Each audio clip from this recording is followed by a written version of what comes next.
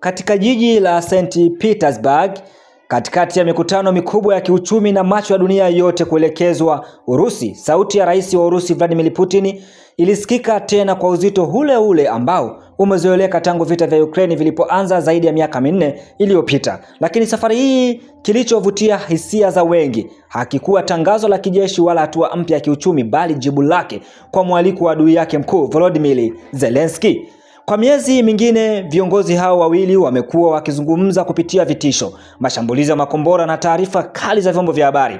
Lakini wiki hii Zelensky alifanya jambo ambalo halikuwa la kawaida. Alimwandikia barua Rais Putin wazi, akimpendekeza wakutane uso kwa uso kuzungumzia mustakabali wa vita ambavyo wameacha maelfu ya watu wakiwa wamekufa, mamilioni wakikimbia makazi yao, na bara la Ulaya likiendelea kuishi chini ya kivuli cha mgogoro mkubwa zaidi tangu vita baridi kuanza.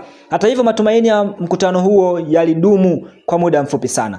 Akiwa mbele ya viongozi wa biashara, wanadiplomasia na wageni kutoka mataifa mbalimbali katika kongamano la kimataifa la uchumi la St. Petersburg, Rais Putin alikataa wazi pendekezo hilo la Rais Volodymyr Zelensky. Kwa mtazamo wake, barua ya Zelensky haikuwa mwaliko wa amani, bali ilikuwa shambulio la kisiasa lililokusudiwa kudhalilisha upande wa Urusi. Kwa sauti tulivu lakini na ujumbe mzito, Putin alisema haoni sababu ya kukutana na Zelensky kwa sasa. Alidai kuwa maneno yaliyotumiwa katika barua hiyo yalikuwa ya matusi na kwamba badala ya kujenga mazingira ya mazungumzo yalikuwa yanaharibu uwezekano wa viongozi hao kukaa pamoja mezani. Kauli hiyo ilitua kama radi katika kipindi ambacho jumuiya ya kimataifa imekuwa ikisukuma juhudi mpya ya kusitisha mapigano. Lakini nyuma ya maneno hayo kulikuwa na ishara nyingine kubwa zaidi. Putin alirejelea shambulio la droni lililotokea Mei 22 katika eneo la Luhansk lililodhibitiwa na Urusi. Moscow ilidai kuwa shambulio hilo lilisababisha vifo vya watu 21 na kujeruhi wengine wengi. Kwa Kremlin, tukio hilo limekuwa ushahidi kwamba Ukraine bado inaendelea na mashambulizi yanayolenga maeneo ya kiraia. Kutokana na mazingira hayo, Putin alisisitiza kuwa mkutano wa ana kwa ana hauwezi kuwa na maana wakati mashambulizi yanaendelea. Wakati huo vita havikuwa vimesimama hata kwa dakika moja. Masaa machache kabla ya kongamano hilo kufungwa, droni za Ukraine zilivuka tena anga la Urusi na kushambulia kituo cha mafuta karibu na St. Petersburg, huku moto mkubwa ukionekana ukiwa umbali mfupi kutoka eneo la mkutano huo. Tukio hilo lilikuwa ishara kwamba licha mazungumzo na mikutano ya viongozi, vita vinaendelea kusogea ndani kabisa ya ardhi ya Urusi. Putin hakuficha ukweli huo.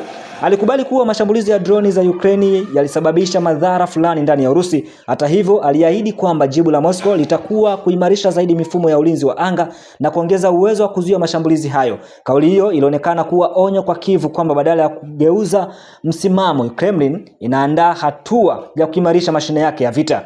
Katika hotuba yake pia, Rais Putin aligeuza mashambulizi yake ya maneno kuelekea magharibi. Aliwashtumu Marekani na washirika wake kwa kutumia vikwazo vya kiuchumi kama silaha dhidi ya Urusi. Kwa mujibu wake, hatua za kufungia mali za Urusi nje ya nchi zimepunguza imani ya dunia kwa safari za magharibi, hasa dola ya Marekani kwa sarafu za magharibi, hasa dola ya Marekani na euro. Kwa mtazamo wa Rais Putin, dunia ipo katika kipindi cha mpito ambapo nguvu za jadi za magharibi zinapungua huku mataifa yanayoendelea yakiongezeka ushawishi wake. Alisema mfumo wa zamani uliokuwa ukitawaliwa na nchi chache sasa unabadilishwa na mfumo wa ulimwengu wa pande nyingi, ambapo mataifa kama Urusi, China na washirika wao yanatafuta nafasi kubwa zaidi katika uchumi na siasa duniani. Kauli hizo zilipigiwa makofi na baadhi ya wageni waliohudhuria kongamano hilo, hasa kutoka Asia, Afrika na Mashariki ya Kati. Lakini nyuma ya hotuba hizo za kisiasa kulikuwa pia na vita vya maneno kati ya Putin na Zelensky. Katika barua yake, Zelensky alimkosoa Putin kwa miaka yake mingi madarakani, hata kutoa vijembe kuhusu umri wake. Putin ambaye sasa ana miaka 73 hakusita kujibu mashambulizi hayo. Alisema jambo muhimu si umri wa mtu, bali uwezo wake wa kufanya kazi na kuongoza. Kisha akaendelea kumkejeli Zelensky kwa kurejea mkutano wake mgumu wa rais wa Marekani Donald Trump katika ikulu ya White House mnamo mwaka 2025. Putin alimshukuru Trump kwa kile alichokita kumfundisha Zelensky mbele ya dunia nzima kuhusu namna ya kujiendesha na hata namna ya kuvaa.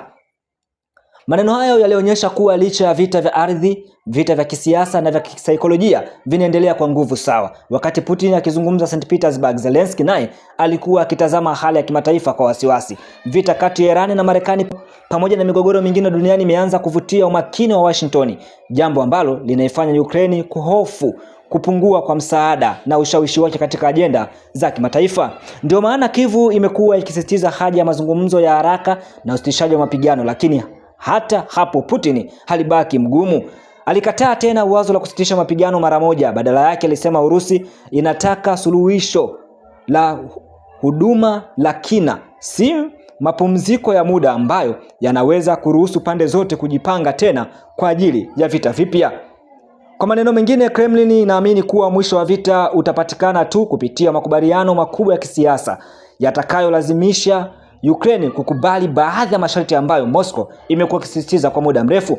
Kadiri usiku ulivyokuwa ukiingia katika anga la St. Petersburg, jambo moja lilikuwa wazi kwa kila aliyekuwa akifuatilia mgogoro huu. Matumaini ya mkutano wa moja kwa moja kati ya Putin na Zelensky yamepata pigo kubwa. Badala ya viongozi hao wawili kukutana mezani, sauti za droni, makombora na mizinga zinaendelea kutawala uwanja wa vita, na wakati dunia ikisubiri ishara ya amani, Moscow na Kyiv bado zinaonekana kutazama kupitia moshi na mapigano, kila upande ukiamini kwamba muda uko upande wake.